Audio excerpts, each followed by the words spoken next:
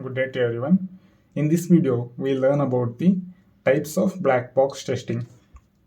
We have various types of black box testing, that is functional testing, integration testing, system testing, reliability testing, recovery testing, compatibility testing, acceptance testing, smoke testing and sanity testing, ad hoc testing, regression testing, usability testing, accessibility testing, database testing, alpha and beta testing, cross-browser testing, performance testing, security testing, functional and non-functional testing.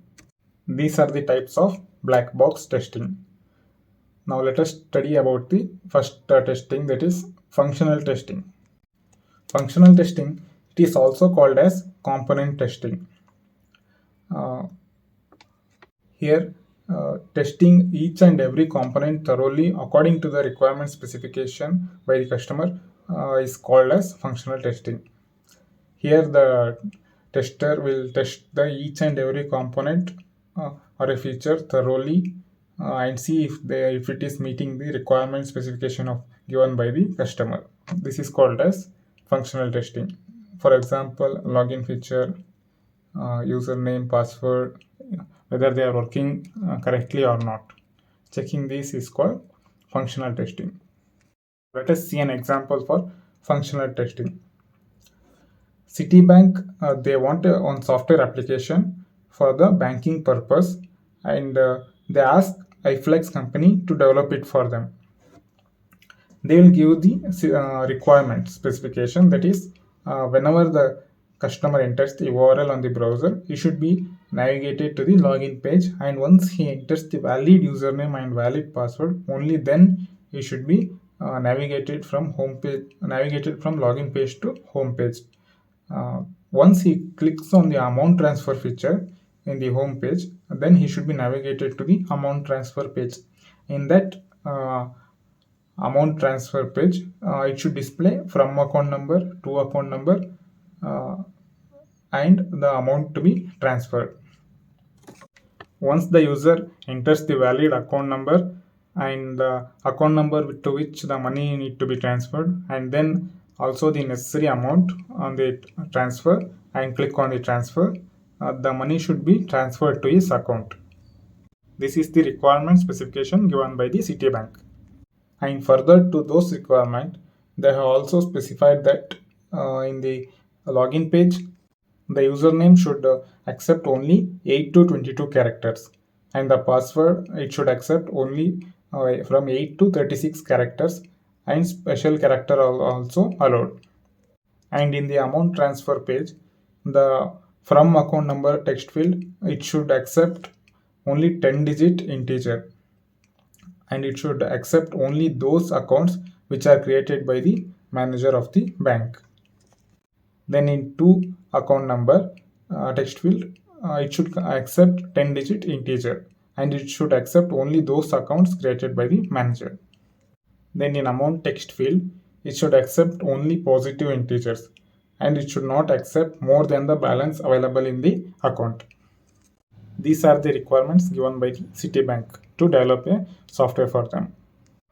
Now, as a test engineer, in the black box testing, we should ensure that the software is working as per the requirement given by the customer, and there is any defect in those, then we should get back to the developer and tell them to correct it. We should continue this process until the product is stable and as per the requirement given by the customer. Next, we'll see some of the points that we need to keep in mind while doing the functional testing. First is, we should always start testing the application with valid data.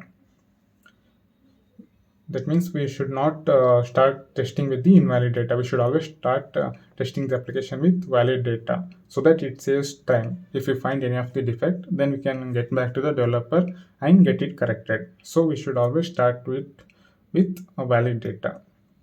If the application works fine with the valid data, only then we should start testing with invalid data.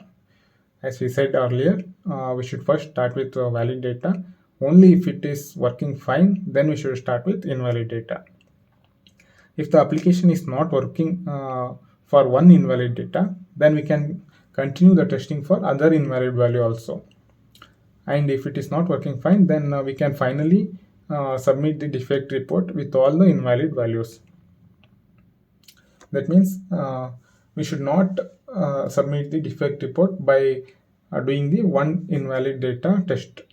We should keep on doing more and more invalid value test, and later in all together we can submit the defect report.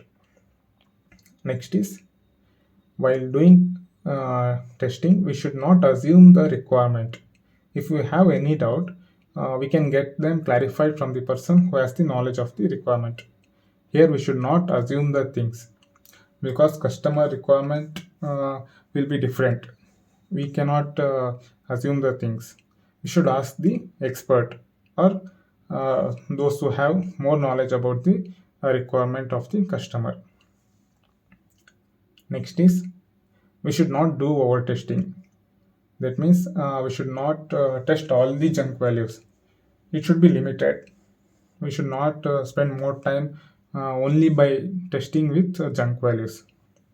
Next is, we should not do under testing, that is testing for only one or two values. We should not test only for one or two values. We should try to do more than that. Next is, we must only try and do optimized testing, that is testing for only the necessary value, both invalid and valid data. We should always try to do the optimized testing. This means we should do for positive and negative also. Next is, we must do positive and negative testing the values as well as in value for valid and invalid data also. So this is how the functional testing works, or functional testing is done. Thank you for watching our video. Please do not forget to subscribe to our channel so that you do not miss any of our video or updates. Thank you.